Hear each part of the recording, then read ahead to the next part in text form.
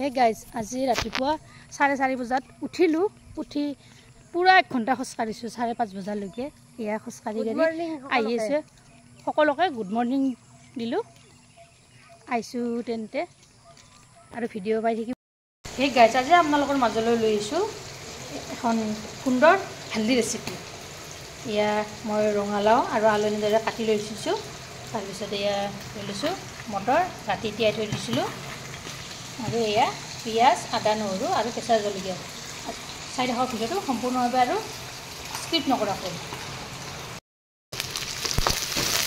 সেইখিনি অলপ লৰাই দিছোঁ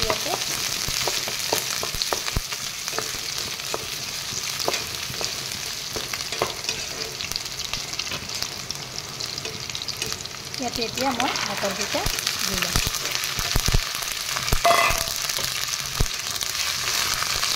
মটৰখিনি অলপ ভাজি লওঁ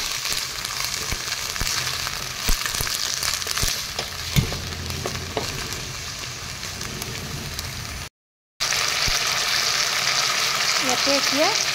নিমখ দিলোঁ 2 চামুচ হালধি গুড়ি দিছোঁ 1 চামুচ আৰু দিছোঁ জলকীয়া গুড়ি 1 চামুচ এইখিনি এনেদৰে ভাজিলোঁ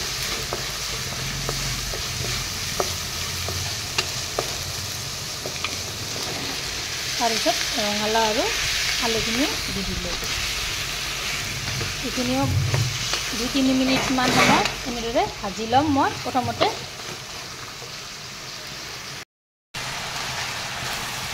এয়া মই 3 মিনিটমান সময় এনেদৰে ভাজিলোঁ তাৰপিছত এয়া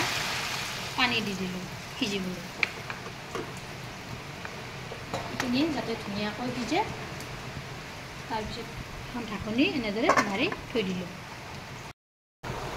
হে গাইজ আজি বনাইছোঁ এখন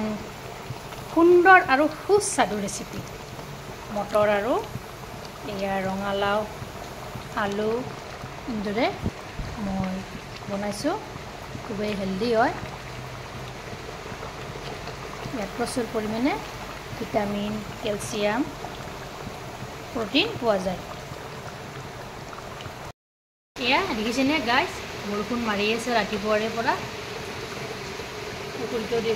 ইমান পানী হৈছে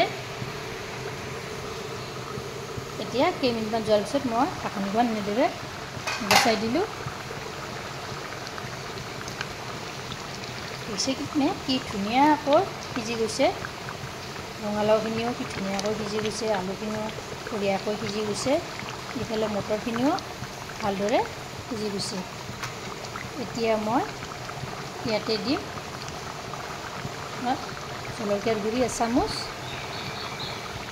আৰু দিছোঁ জিৰাৰ গুড়ি 1 চামুচ এইখিনিও এনেদৰে লৰাই দিছোঁ এইখিনি এতিয়া ভিডিঅ'টো যদি আপোনালোকে ভাল পালে তেনেহ'লে এটা লাইক কৰিব শ্বেয়াৰ কৰিব কমেণ্ট কৰিব আৰু মোৰ চেনেলত যদি নতুনকৈ আহিছে চেনেলটো ছাবস্ক্ৰাইব কৰিব লগতে ফেচবুক পেজতে ফ'ল' কৰিব ধন্যবাদ জয় আই অসম এতিয়া হৈ গ'ল মই আঞ্জাখন নমাই থৈ দিলোঁ